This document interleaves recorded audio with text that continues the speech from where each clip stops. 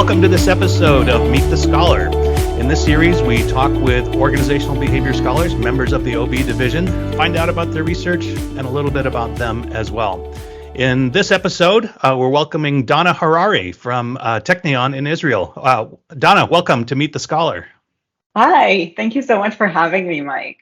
Oh, it's so great to have you here. Now, some people may not be familiar with you or your work yet because you're relatively new to OB. I think you got your PhD in 2019.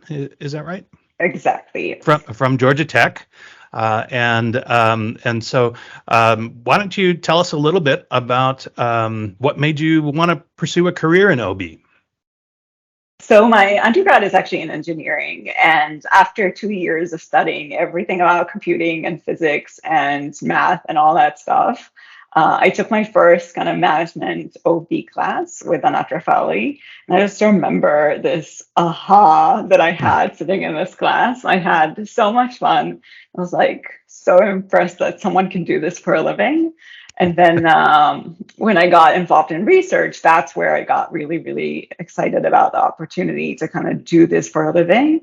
I think that I really like people. I like to understand what motivates people, why they do, what makes them happy, and very much from a research perspective. So not always kind of actually interact with people, but it's really fascinating to me, like how to everything else. So like I'm very much this like observer in social interactions, kind of figuring out what's going on.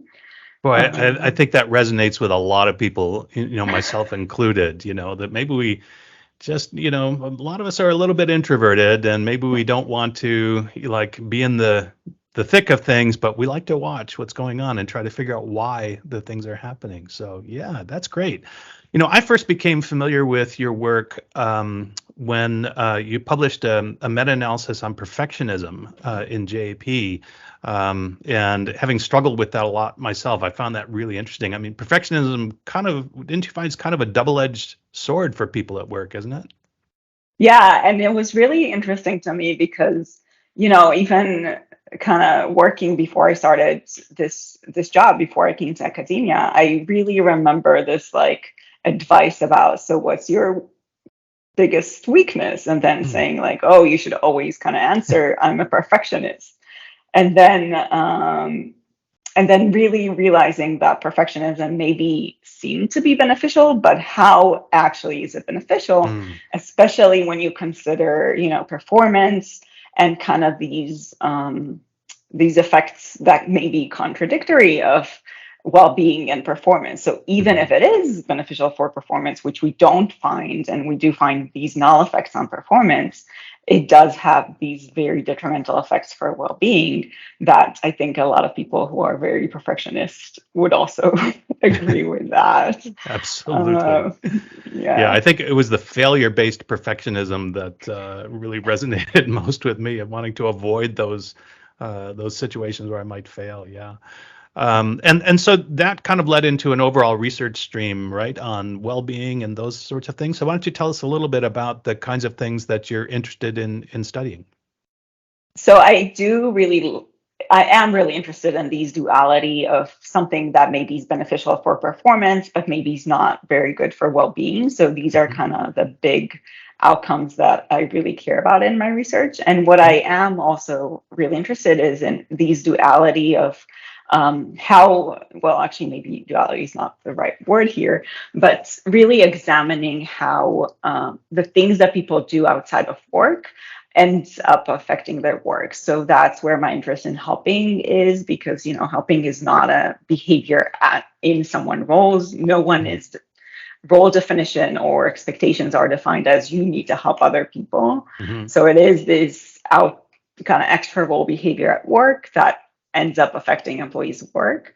And the other element of that to me is the things that people do outside of work, how it ends up affecting their work and their well-being. And that's where I got really interested in things like volunteering, and my dissertation, which was about hobbies, because it is something substantial that people do outside of work, and then how it ends up affecting their work is really interesting to me.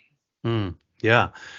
Boy, it reminds me of what my advisor said, that he really didn't have any hobbies.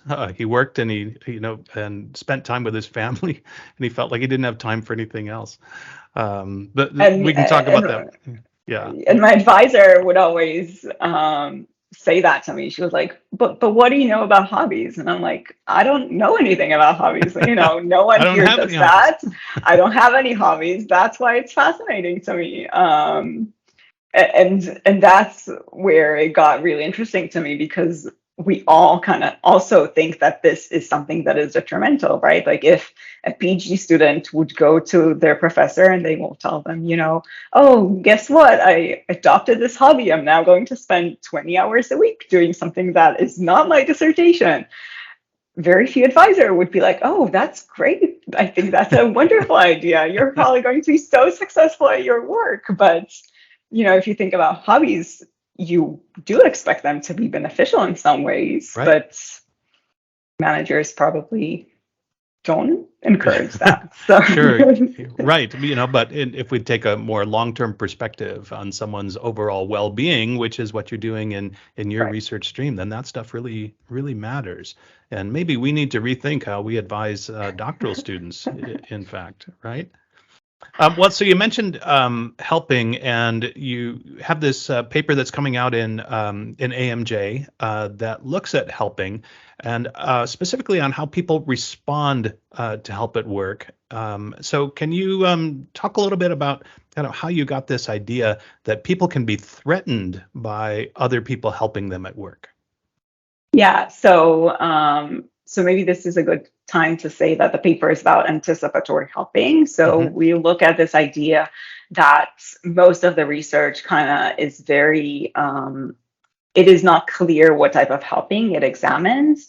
So most of the research really doesn't specify if it's reactive helping or anticipatory helping. And this assumption is basically that, well, when people help at work, it is beneficial for them.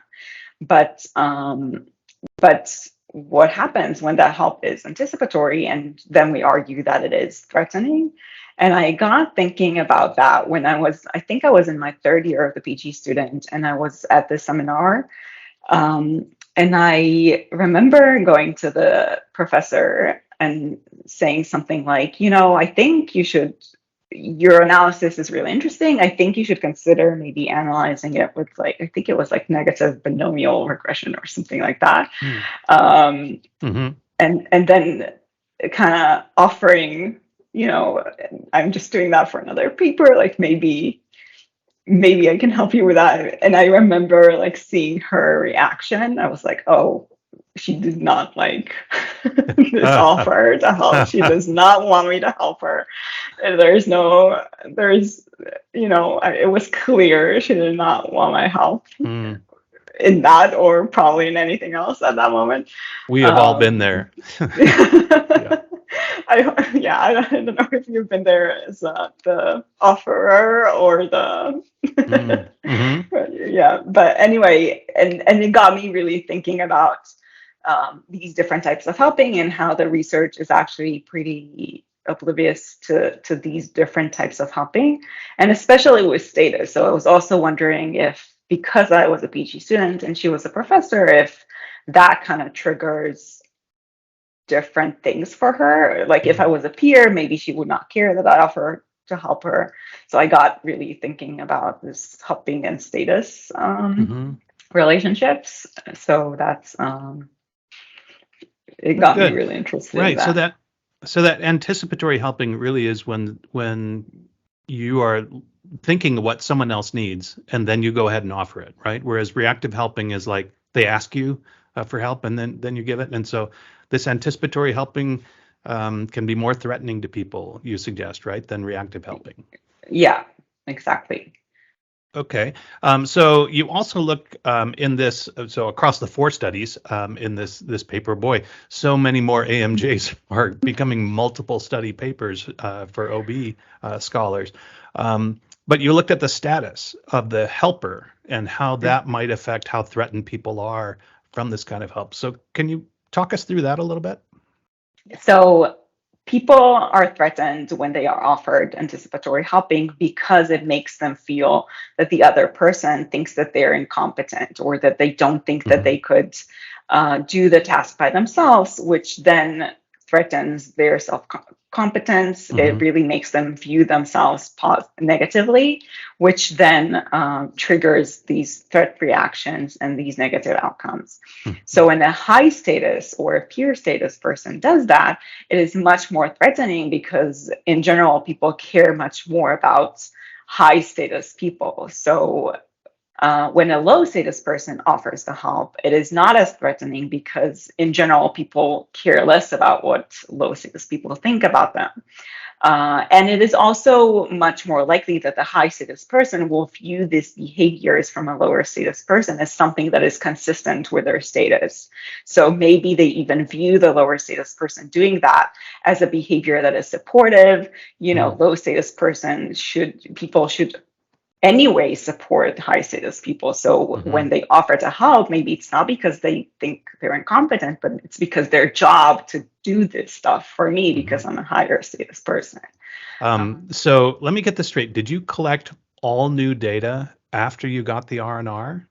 Is that what's in the paper now? It's all new data?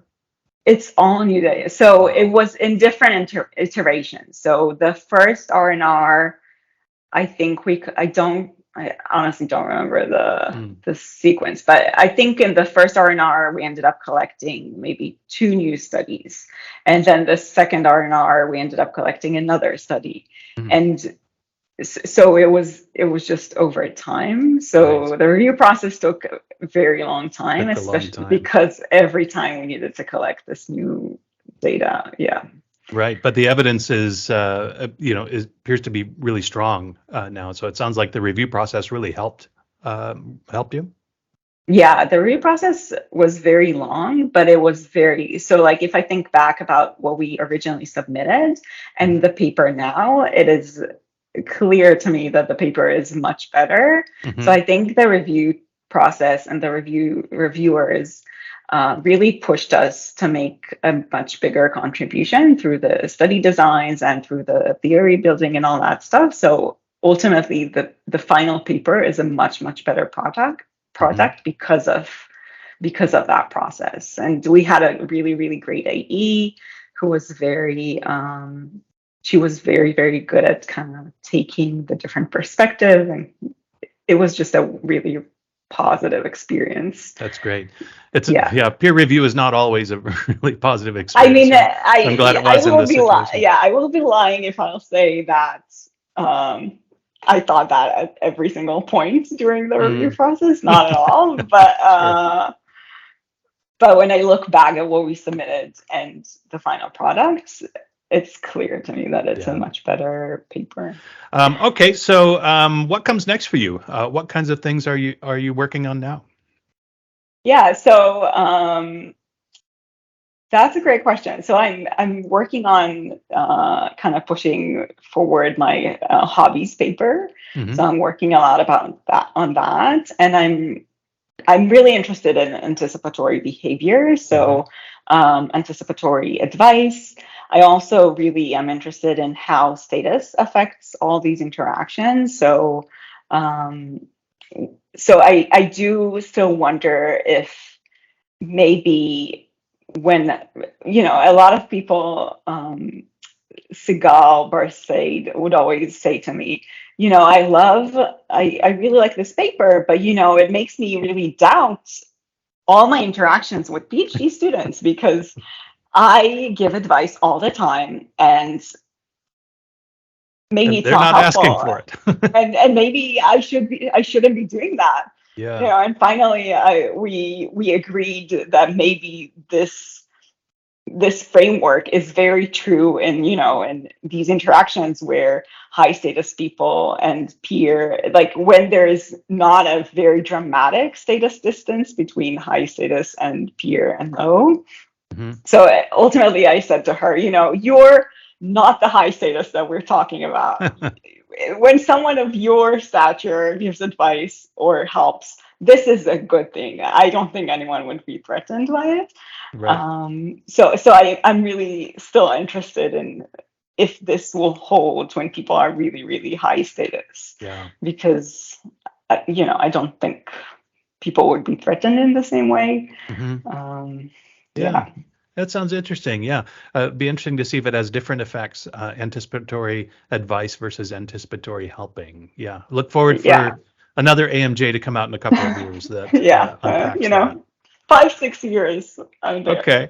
So you told us a lot about your work, but can you tell us maybe a fun fact about you? I'm guessing it's not going to be a hobby. So what other fun fact can you tell us? Yeah, it would be a good segue to talk about hobbies, but no, I can't do that. So I think one thing that I always say that my best research ideas come from my husband. Mm. So with perfectionism, with hobbies, kind of sometimes my husband has many hobbies. Mm. So Is he that a is something perfectionist that, as well? yes, he's very much a Okay. perfectionist.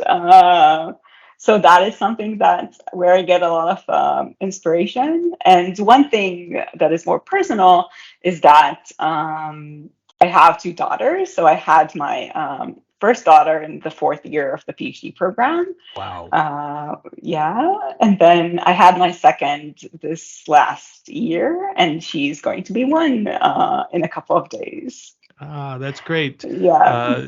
She's a COVID baby, sort of. I I guess every Maybe at every the end. baby in the past 3 years Yeah. is a COVID baby. So yeah, kind of.